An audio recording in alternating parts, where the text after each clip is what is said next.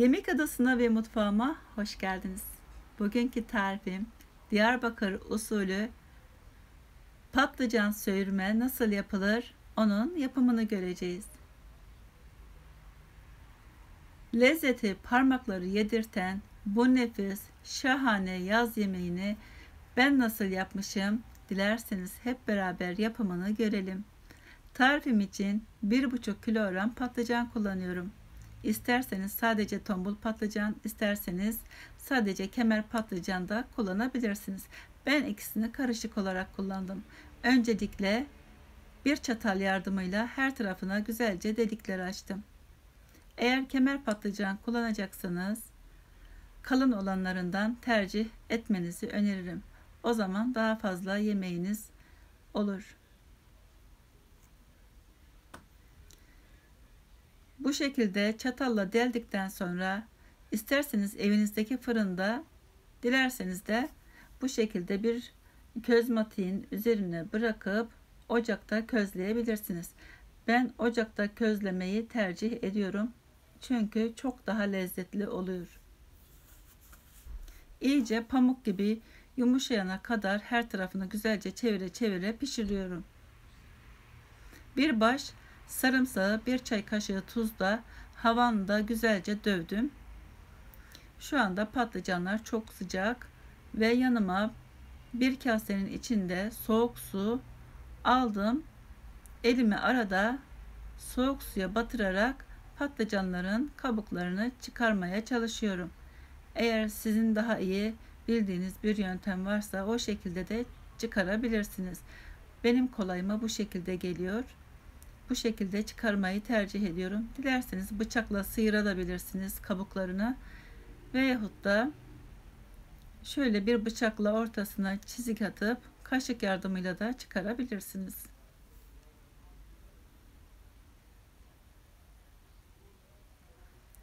Patlıcanın mevsimi geçmeden bu şekilde közleyip buzluğunuza atıp dondurabilirsiniz. Biraz sonra göstereceğim yöntemle buzdolabından çıkardıktan sonra buzluktan o şekilde pişirebilirsiniz. Evet, dediğim gibi bir bıçakla ortasından kesip bir kaşık yardımıyla da gösterdiğim şekilde patlıcanın kabuklarını çıkarabilirsiniz.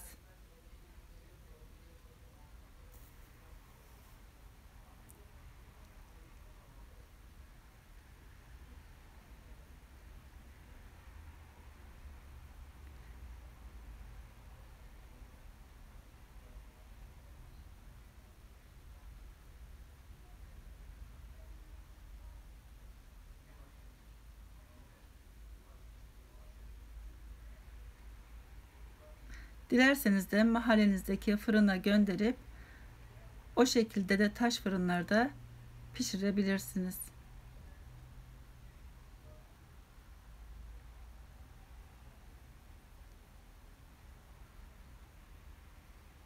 Bu yemeği isterseniz kahvaltılarda da tüketebilirsiniz. Dilerseniz 5 çaylarında tüketebilirsiniz. Kızarmış ekmeğinizin üzerine sürüp gerçekten lezzeti garantili bir yaz yemeğidir. Patlıcanın da en lezzetli halidir.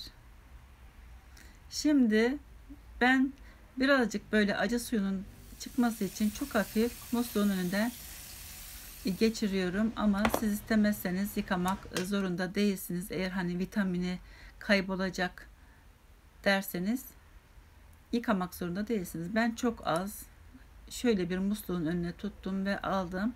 Bir satır yardımıyla veyahut da bir bıçak yardımıyla küçültebilirsiniz bu şekilde.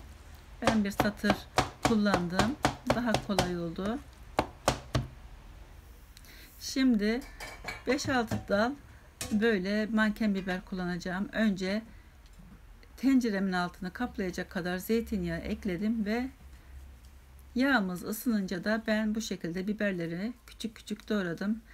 Dilediğiniz biberi kullanabilirsiniz. 2-3 tane yeşil biber kullanabilirsiniz. Dolmalık da olur. Acı sivri biber de olur. Fark etmez.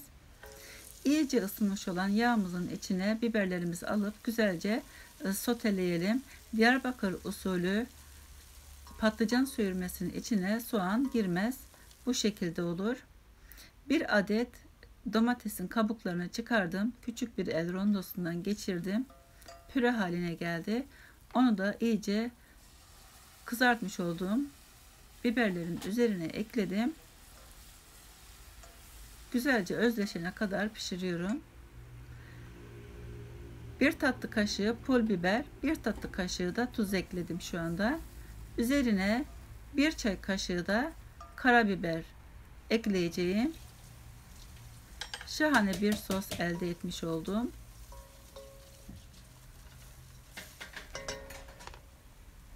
Şimdi hazırlamış olduğum patlıcanları ekliyorum. Güzelce böyle bir defa fokurdayana kadar pişirelim. Daha sonra indirmeye yakın üzerine dövmüş olduğumuz bir baş sarımsağı ekleyelim. Bunu ocaktan almadan önce yapalım. Çok fazla sarımsakları pişirmeyelim. Çünkü bu yemeğin özelliği budur. Daha sonra üzerine dilerseniz bir yarım demet kadar da böyle bir tutam kadar da maydanoz eklerseniz çok daha lezzetli olur. Evet, şöyle bir defacık fokurdaması yeterli. Çok fazla pişirmeyelim, zaten patlıcanlar da pişmiş. Evet, maydanozları da hazırladım. Bir tutam kadar üzerine maydanoz ekledim. Şöyle bir karıştırıyorum.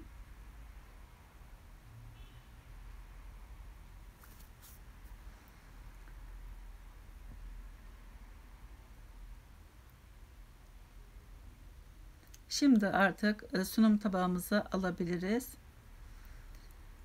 Eğer buraya kadar da izliyorsanız ve tarifimi beğendiyseniz lütfen bir beğen tuşuna basıp, abone değilseniz de abone olup bildirim zilini açarsanız tariflerimden anında haberdar olursunuz. Evet, sunum tabağımıza aldım. Şimdi üzerine çok az ince kıyılmış maydanoz serpiştirdim. Yanına domates ve kuru soğanla çok güzel gider. Pide ekmeğiyle böyle elinizle batırıp batırıp yiyebilirsiniz. O kadar lezzetlidir ki, lezzeti garantilidir. Lütfen yemeği yapıp deneyip sonra da yorumlarınızı bekliyorum. Üzerine son olarak kırmızı toz biber ve çok az da zeytinyağı ekliyorum. Artık sunuma hazırdır. Afiyet olsun. Bu yemeği sıcak soğuk tüketebilirsiniz. Zeytinyağlı olduğu için çok lezzetlidir. Umarım sizler de denersiniz. Yapıp deneyecek olanlara kolay gelsin, afiyet olsun. Başka tariflerde, başka videolarda görüşmek üzere. Hoşça kalın. Görüşürüz. Afiyet olsun.